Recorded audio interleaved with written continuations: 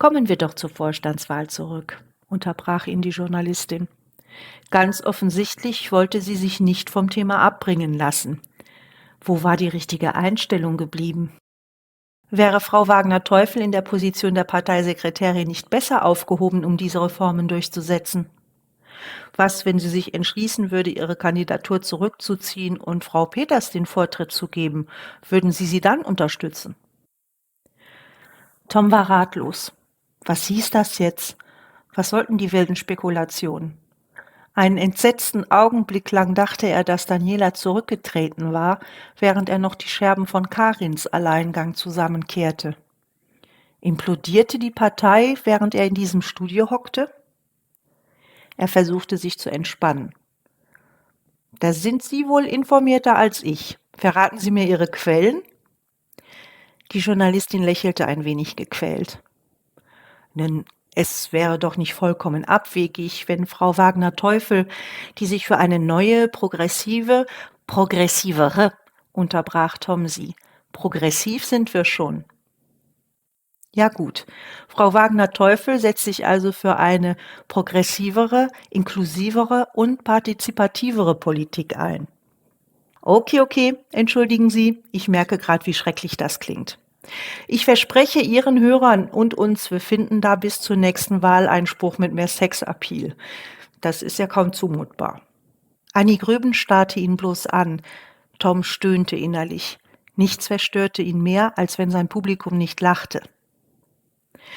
Von der Semantik mal abgesehen, fuhr die Journalistin ungerührt weiter, wäre Karin Peters Einsetzung als Parteispitze nicht der Beweis, dass ihre Partei den Worten auch konkrete Taten folgen lässt.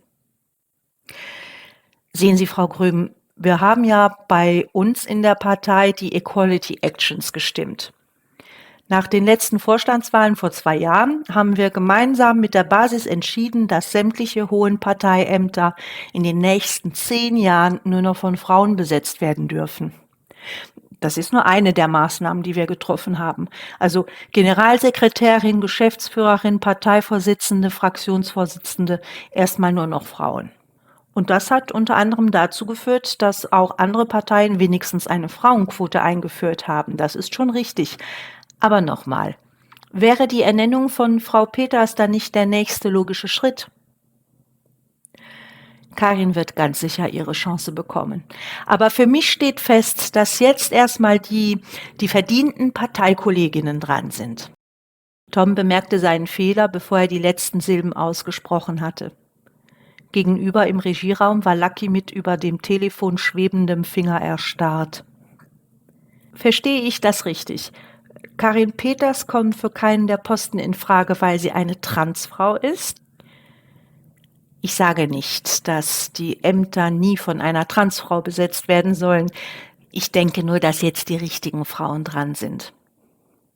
Und damit sagen Sie, dass Transfrauen keine richtigen Frauen sind.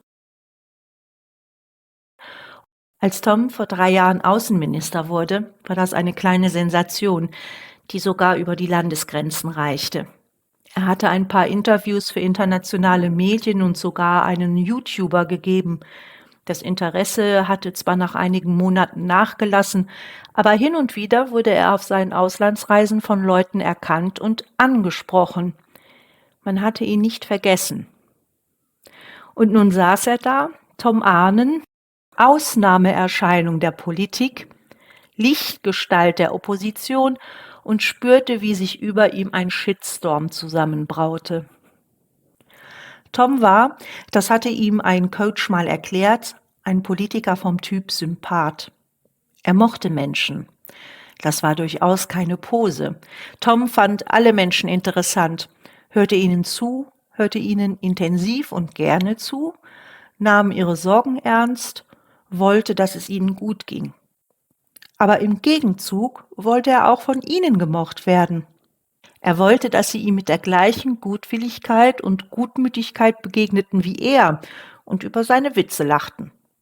Feindseligkeit verwirrte ihn, denn niemand hatte ihn je vom Gegenteil überzeugt, er verdiente sie nicht. Wenn er sich Animosität ausgesetzt sah, reagierte er verletzt und hilflos, sogar beleidigt.